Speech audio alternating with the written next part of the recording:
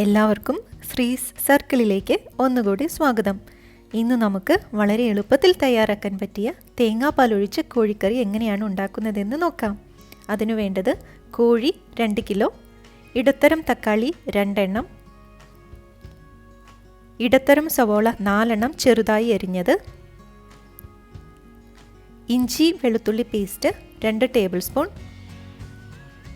ഒരു വലിയ തേങ്ങയുടെ 1-ാം പാലും 2-ാം പാലും എടുത്തത്, പിന്നെ വേണ്ടത് ഗരം മസാല 1 ടേബിൾ സ്പൂൺ, മല്ലിപ്പൊടി 2 ടേബിൾ സ്പൂൺ, മുളക് പൊടി 3 ടേബിൾ സ്പൂൺ, വെളിച്ചെണ്ണ 6 ടേബിൾ സ്പൂൺ, ഉപ്പ് ആവശ്യത്തിന്, ഞാനിവിടെ 1 ടേബിൾ സ്പൂൺ ഉപ്പെടുത്തിട്ടുണ്ട്, കറിവേപ്പില ഒരു 3 തണ്ട്.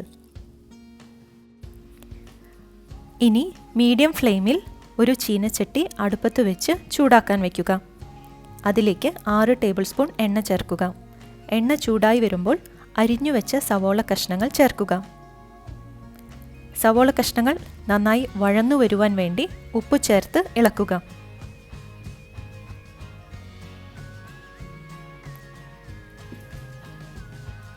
നന്നായി വഴന്നു വരുമ്പോൾ നമുക്കതിലേക്ക് മുറിച്ചു വെച്ച തക്കാളി കഷ്ണങ്ങൾ ചേർക്കാം.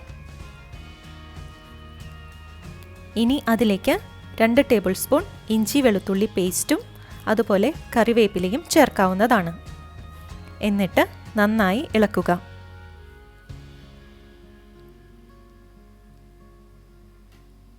ഇനി നമുക്ക് അതിലേക്ക് എല്ലാ പൊടികളും ചേർക്കാവുന്നതാണ്. പൊടികളുടെ പച്ചമണം പോകുന്നതുവരെ നന്നായി ഇളക്കുക. ഇനി അതിലേക്ക് നമുക്ക് 1-ാം പാലും 2-ാം പാലും ചേർക്കാം.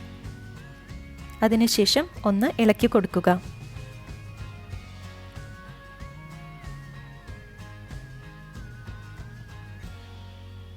ഇതിലേക്ക് നമുക്ക് ചിക്കൻ കഷ്ണങ്ങൾ ചേർത്ത് കൊടുക്കാം.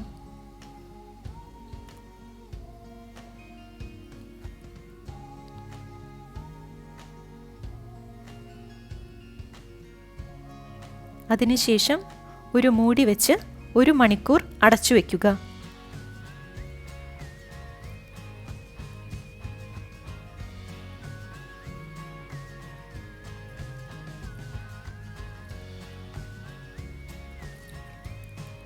ഒരു മണിക്കൂർ കഴിഞ്ഞ് തുറന്നു നോക്കുമ്പോൾ ചിക്കൻ കറിയുടെ മുകളിൽ എണ്ണ ഊറി വന്നതായി കാണാം. കറി തയ്യാറായി എന്നാണ് അതിനർത്ഥം. അങ്ങനെ നമ്മുടെ സ്വാദിഷ്ടമായ തേങ്ങാപ്പാലൊഴിച്ച കോഴിക്കറി റെഡിയായി കഴിഞ്ഞു. എൻ്റെ വീഡിയോ ഇഷ്ടമായെങ്കിൽ ലൈക്ക് ചെയ്യുക, ചാനൽ സബ്സ്ക്രൈബ് ചെയ്യുക.